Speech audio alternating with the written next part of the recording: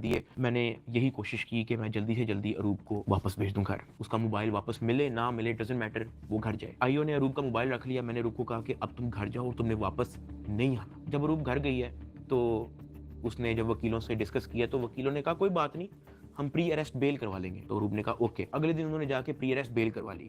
जब उन्होंने pre arrest bell करवाई तो प्री अरेस्ट बेल की खबर पहुंच गई इदारे में, एनसीसीआई ऑफिस में, आईओ के पास और सरफराज चौधरी एडिशनल डायरेक्टर के पास। इन्होंने फिर से मुझे कहा कि अपनी फैमिली को मीटिंग के लिए बुलाएं। मैंने घर वालों को कॉल की क्योंकि उसकी प्री अरेस्ट बेल हो चुकी थी। मैंने कहा चलो अब इसको खतरा नहीं है और इसका मोबाइल भी उनके पास है तो I think it's not a big deal, मैं बुला लेता हूँ। ऑफिसर्स ने जो है मेरे घर कॉल करवाई। मैंने कहा कि अम्मा वो बड़े अफसरान, एडिशनल डायरेक्टर और इन्वेस्टिगेशन ऑफिसर्स बुला रहे हैं तो बाकी घबराएं ना, कोई इस तरह कोई नेगेटिव मीटिंग या इस तरह का कुछ नहीं है, तो आ जाए। मेरी माँ और अरूब प्री अरेस्ट बेल करवाने के बाद एडिशनल डायरेक्टर रूम में आ गए। सरफराज चौधरी साहब कहते जतोई साहिबा आप अपने आप को क्या समझती हैं, आपने प्री अरेस्ट बेल करवा ली है? तो अरूब ने कहा जी।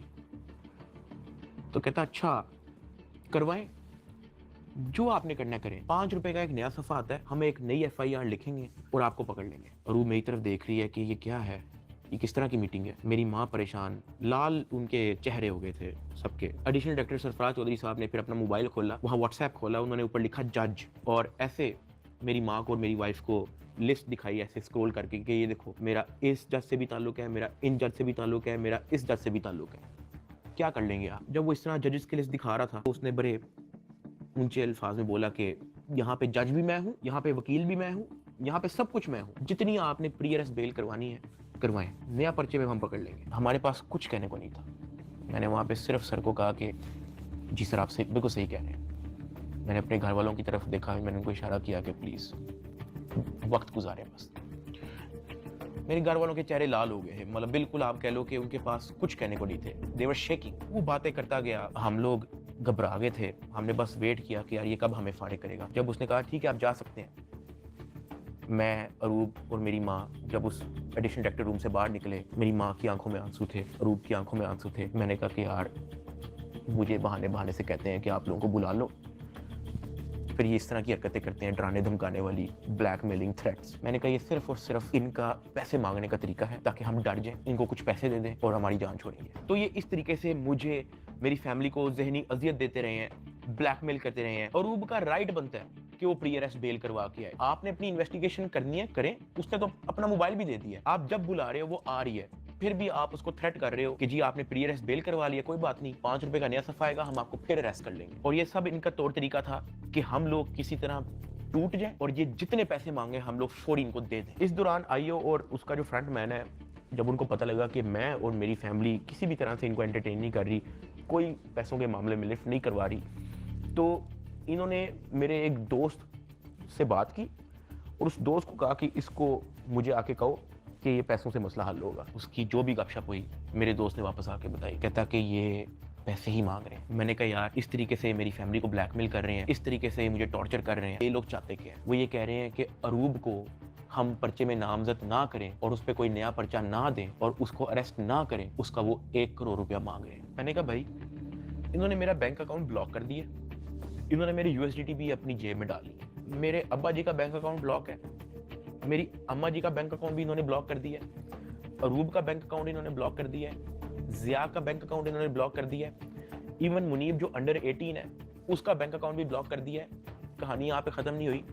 मेरे दादा अब्बू जिनका मैंने आज तक व्लॉग में जिक्र नहीं किया, आज तक उनकी अपीयरेंस नहीं हुई, 80 साल एंड अबव की उनकी उम्र है, उनका बैंक अकाउंट भी ब्लॉक कर दिया। मेरे पास 1 टका नहीं है इनको देने के लिए। सॉरी। उसने मेरी बात सुनी, कहता अच्छा। उसने एज इट इज जब ये बात आईओ को बताई, आईओ आगे से इसको कहता कि इन्हों दे कोल 40-50 करोड़ रुपया सैट नहीं पड़ा। मेरे दोस्त ने एज इट इज मुझे ये बात आके बताई। अब क्योंकि मेरी फैमिली ऐसे मेंटल टॉर्चर से गुजर चुकी थी, जब मेरे दोस्त ने ये बात मेरी फैमिली को बताई, मेरी फैमिली ने घबरा के कहा कि प्लीज आप किसी और से बात कर लें, अगर वो हमें लोन दे सकता है, कोई उधार हमें दे सकता है तो दे दे।